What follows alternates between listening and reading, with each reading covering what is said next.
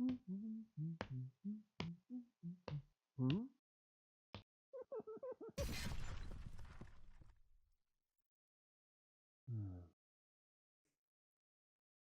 did an unboxing of Role Player, and it's by Keith, and I'm going to say this name wrong, Matejka.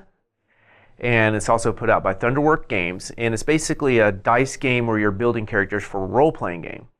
So in this review, I'm going to go through basics of the game and then tell you, is it really worth getting or not? All right, this is kind of the basic setup. I'm setting it up this way kind of so you can see it on the video a lot easier. So you're going to have a market, so all the cards in the market go here. You're going to have 6 of these discount coins that come in the game. You'll have a place for those. As far as how many of these you place out one more than the number of players. So if you're playing 4 players, you're going to have 5. If you're playing 3 players, you're only going to have 4. Playing 2 players, you're going to have 3, and so forth. Also, as far as the gold coins go, you only put those on the middle ones, never the outside. So if you're playing 3 players, you won't have a gold coin on that one. If you're playing 2 players, only the number 2 is going to have a gold coin. Everybody's going to start with 5 gold, and then you're going to pick your class. And there's several classes to choose from, like elf, and it doesn't matter. There's like a female side, male side, and the stats are the same as far as bonuses and negatives. So which do you want to be, a male human or a female human, and so forth. So there's dragonkin, orc, halfling, and a dwarf. And I'm going to use dwarf for this purpose. Then what you're going to do is you're going to go to this dice bag that has all these colored dice, and there's like 7 colored dice. You can draw one out. If you draw gold, redraw. So I draw, and I get a black. That's going to tell me what kind of class I am. So if I drew a green, I could be a ranger, or I could be a druid. If I would have drawn a white card, I could be a white die. I could have been a paladin or a cleric. Blue die would have got me a sorcerer or wizard, and so forth. So when you get to, there it is, there's black. I can either be a rogue or a thief, and each have their own little special ability. One of the important things is you want to look at these stats, because this is what your total needs to be when you put dice in here. So if you have a 6, a 5, and a 4, you have 14. Is that in that range? No. So I won't score points. So if we look at the dwarf here, that's why I wanted to use the dwarf as an example. I get +2 in con, so it's going to be easier for me to get the con, but -2 in charisma, it's going to be hard to get a high score in a charisma. So I want a charisma score that's going to be kind of low. So this is kind of what I'm thinking. I'm going to go 15 or 16 or 17. Well, 17 is going to be hard to reach with using 3 dice. 6, 6, 6, 18, -2 is 16. I can't even get that unless something comes up. So I'm going to be a rogue. Then you're going to take your cube that goes with that color, and we'll show where that goes in just a little bit. Then you're going to get a backstory. There's several different backstories. It's random, just shuffle them and randomly give one, and this character's backstory is resilient. So it tells a little bit of fluff here, why you're resilient, but this is the most important thing on this card. So I'm going to put that there. Then the final thing is we need our alignment, and it's, again, randomly, shuffle, pass out to each person, and you're an arbiter. So that goes over there. And this is where your cube starts in the middle. And this is basic setup. Then what you're going to do is you're going to play the actual game. So what's going to happen is the market starts, and again, as many as these cards are out, that's how many you're going to put out in market. And these are things that are available for purchase. Move these over. So these are the cards people can get. They can get a climb, which is a skill. There's traits. There's armor and weapons. Wow, all 4 of them came up. Those are the options, and you see you got weapons here, armor, traits, and skills, so you know where to put your cards when you buy them.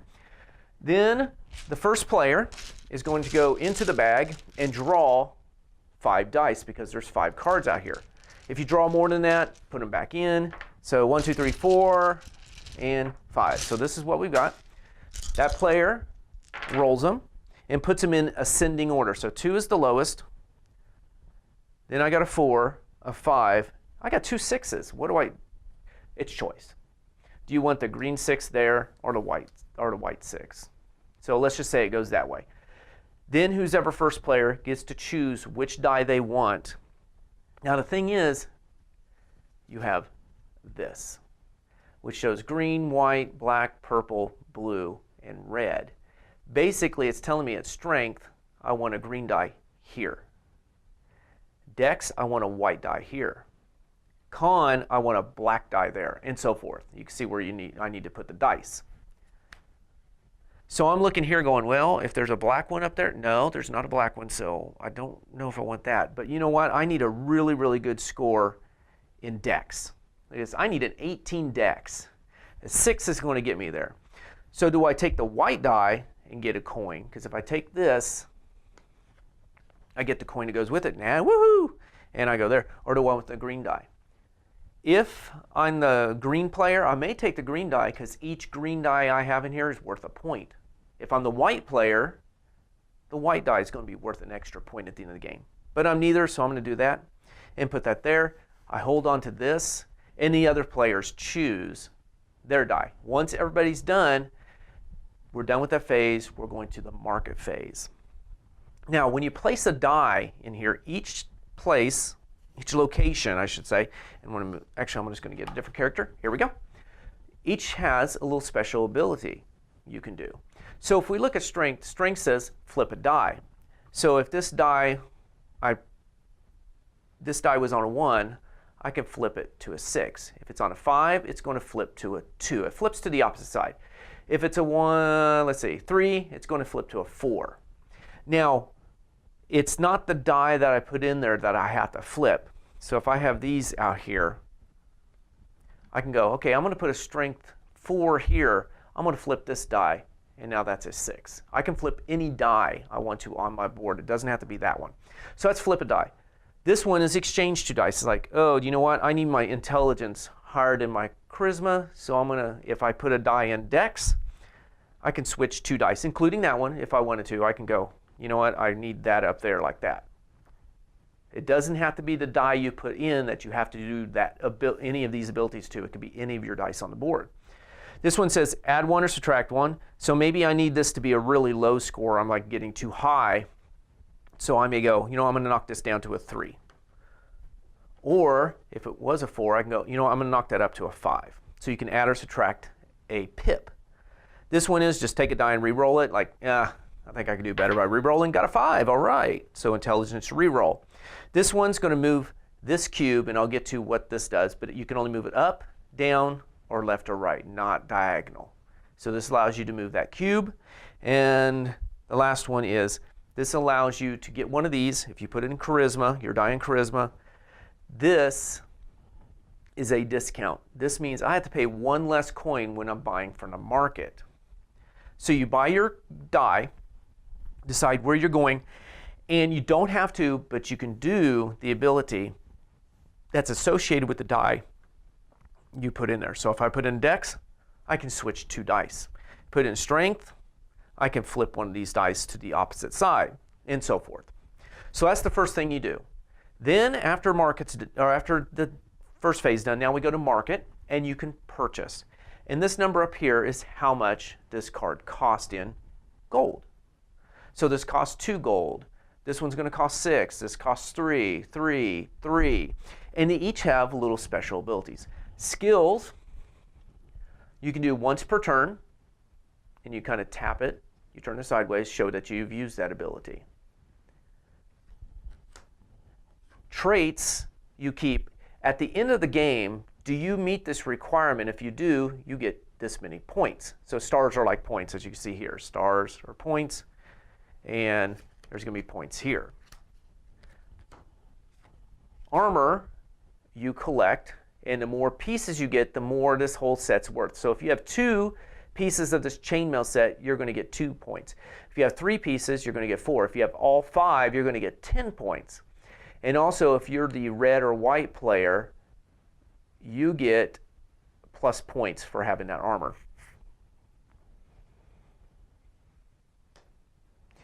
And that's the leather one. And then this one is weapons. It gives you a special ability for having that weapon. There is one limitation in this game, and that's weapons. You can only have 2 hands worth of weapons. So if I have this, and I'm going to fish through this for, oh, here we go. It's right on the bottom. This one has 2 hands. So if I have this and I decide to buy the bow, that puts me at 3 hands. I can't do that. So I'm going to have to get rid of one of these. And maybe I get rid of that, and then this one gets discarded. So you can have as many traits as you can purchase, as many skills. Armor, you can have as many as you want. The limitation is this hands-on weapons. Now, how do you decide who buys? That's where this initiative card comes in. So whoever got number 1 gets to choose first. Whoever chose number 2 gets to choose second. So as you see here, if I got that high number die and put it in there, I'm not going to be one of the first players to choose out of this market. And there may be something I really, really, really want. So I'm going to put these back out here. And let's just say that's a 3 and this is a 4. If I can find a 4. There we go. I may go, you know what, I really want this. For some reason, I may like really, really want that. So I may have to pick a lower die because I want to be able to pick that first. And maybe I put it there to flip it to a 5 or so forth. So the order that you get this is when you're going to get to choose up there. After everybody's chosen what they want to do, then you go to the final phase, which is cleanup. So let's say this die didn't get chosen. This die goes back into the bag. Any cards that were not chosen get discarded. You refill the market with new cards. You add coins to those that's got used. Dice are put back in, not the dice from here, but the die that was left up there. This gets past a new player. You go to a new round. You don't get 5 new gold. The only way you're going to get gold is there's 4 ways. 1, you're going to get a gold from taking this card. It has a gold on it. You can also, in market, instead of buying something, you go, I don't see anything here I really want. You choose one to discard, so maybe you're going to go, I don't want anybody to get that, and you're going to get 2 gold for passing and not buying anything. Another way to get gold is you fill up 1 whole row. So if somehow, let me get some dice out here. Let's say this is my situation, and I've got this filled up this way, and then I finally get this die. I'm going to do this one. Finally get this die, and I fill up a whole row, I get 1 coin. The other way to get gold coins, besides some of these cards that you could buy, is if you put a gold die down anywhere on your board, you're going to get 2 gold. So there's 4 ways to get gold. So again, first player, whoever's turn it is, picks that many dice out of the bag, they roll it, put them in ascending order. If they're the same number, what order do you want them? Then they are first to choose. They may choose this. They get the gold. They put the die where they want. Do they want to do this special ability that that location allows them to do? Then the next player goes and so forth. Then when all these are done, everybody's done choosing and taking, you go in turn order of this and choose something from the marketplace. If you don't want to buy it, and you have to buy this, if you don't want to buy it, discard something and take 2 gold. Another thing is when you buy, and there's this little symbol up here, it has little arrows. This one says up, this one says to the right. That's going to move this cube. So let me get this up here. Right there. So if I purchase this, this says, if you can, move up. If I'm already at the top, I can't move up, so I don't move it. So that's going to move me up when I buy it. Only when I buy it, it's going to move me up. And that's pretty much that. Now, you do have to watch that if it's this situation. If I want to use this skill, it says move this 1 space to the right. Then I'm able to use this skill. And then, boom, tap it, do the skill. I can do this anytime, even an opponent's turn. And then I do the skill, and that is there. So let's say it's the next round, my cube is there, and it says, hey, move it to the right, and you can do this. Well, I can't move any more to the right, so I cannot do this ability until I get this moved back. So keep that in mind about what those arrows represent. And that's where this could help you, because you can use this wisdom to move it if you put a die in there. All right, and the final step is just that cleanup. So that's it. There's 3 phases to a round. Roll the dice, pick your dice, done. Second phase is buy from here in initiative order of these cards. If you don't buy anything, take 2 coins. When you're done with that, do the cleanup, which is didn't get used, so it goes back in the bag. Make sure the initiatives are back up here. Put coins on the middle ones. Clean out the market. Put new stuff out and start again. And you're going to do that 18 times because you're going to fill this up. Now, how do you win the game? Well, there's points here, points here, points here, and some of those cards. So they have it down here in the bottom. Let me show you here. So the first thing you do is attribute goals. So when you add up your dice here, let's say this is what I've got in this row. 2, 4, plus 6 is 10, plus 2 is 12. So is my con between 14 and 15? No, I have to have a 14 or 15 exactly to get 2 points. I didn't get those 2 points. Let's say it's 13, 14, 15. Con. I got a 15 con. That's going to be worth 2 points. So that's where you flip this over. And this is this was the player's guide. When you're done, when the game's all done, as far as filling up the dice, you go here. And you can move your other cube. You get 2 of them. So then you can put your other cube here to keep track of score. Well, I got this one for 2. I got this one for 4. I did not get this one. I got that one. I got that one. I did not get that one. So I got 8 points so far for my attributes. Then you look at this. Did you get a green die here? If you did, that's 1, 2. No, I didn't get that one. 3, 4. I only did 4 of them. And if you look here, if you get 4, you get 3 points. If you got all 6, it'd be 6 points. So I got 3 points. 1, 2, 3. Did my cube on my alignment end up on one of these gold stars? I hope so. If it ends up on this one, it's 3 points. Ends up on this one, it's 1 point. If it ends up over here, -3, -1, no points. So let's say I ended up there. I couldn't get it moved where I wanted to with skills. Maybe I used too many skills and moved over there, so forth. So I lose a point.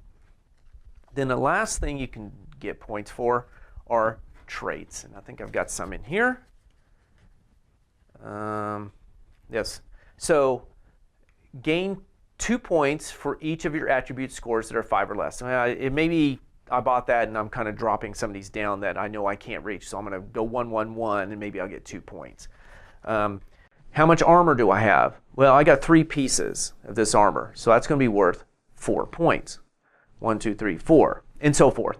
And then when you're done with that, whoever got the highest score wins. So what are my thoughts on this game? Well, components-wise, it's really, really good. Really thick cardboard here on this, and these popped out super easy. So they did a really good job. Tokens are nice. Wood cubes are wood cubes. The dice, I really do like the dice. I may use these for other games. They kind of got more, they're not as round. They are a little bit round, but they got kind of a little more square edges to them. So I really do like these dice. The cards, they're average quality cards. The problem I'm having already, as you kind of see here, is that they're starting to, at the edges, they're starting to wear out a little bit. So I'm going to have to sleeve these. And let's see about some of these. Well, these aren't too bad, but I can already see, I know there was one in here that I could see that was already starting to wear out at the top. So the cards are average quality, but you will want to sleeve them because you will be doing several shuffles. How the game plays, no problem there. It is a little bit long, but that's because you're doing 18 rounds. But I found out the more people play it and know the cards and know what they want to do, the game goes pretty quick. But it can be a brain burner that you have a four sitting here or something, and you've got, this is the only space you have left open. So all you can do is make a discount. Is there anything you can do to change that to a 5? Is there a skill card you're going to buy? Is there something you can manipulate with your cards or something to get that? Because all you need that to be is a 5 to get points for that. That's towards the end of the game. That could be really a brain burner to start manipulating those dice to get them exactly what you need for these points. But also you might need to move some around to get these points. But that's pretty fun. As far as like how I would use this game or when I would want to play it, strange thing is it reminds me of Empire Builder.